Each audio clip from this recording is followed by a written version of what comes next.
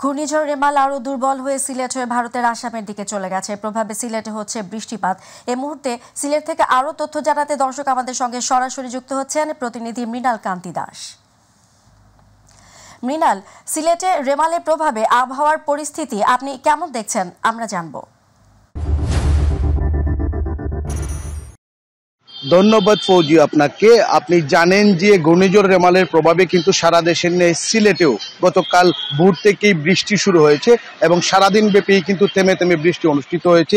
আজকেও কিন্তু এর ব্যতিক্রম নয়। গতকাল রাতে কিন্তু বিপুল পরিমাণ বৃষ্টি সিলেটে হয়েছে এবং সাথে ছিল দমকা হাওয়া।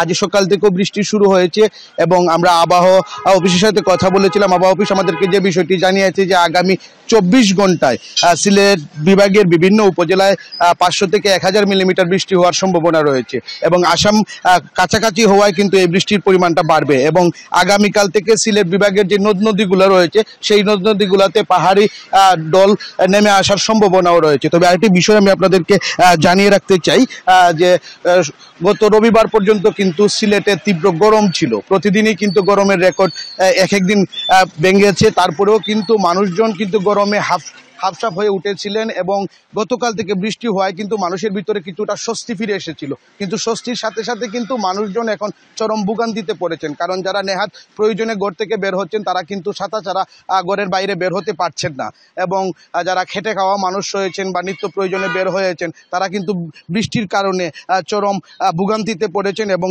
সিলেটের যে নিম্নাঞ্চলগুলো রয়েছে বৃষ্টির কারণে কিন্তু সেগুলোতেও পানি জমতে শুরু করেছে। আসলে বলা যায় বৃষ্টি আসলে কিছুটা স্বস্তি ফিরে এলেও জনজীবনে কিন্তু ভোগান্তির সৃষ্টি হয়েছে। আসলে এই ছিল সিলেট থেকে আমার কাছে সর্বশেষ। ফৌজিয়া।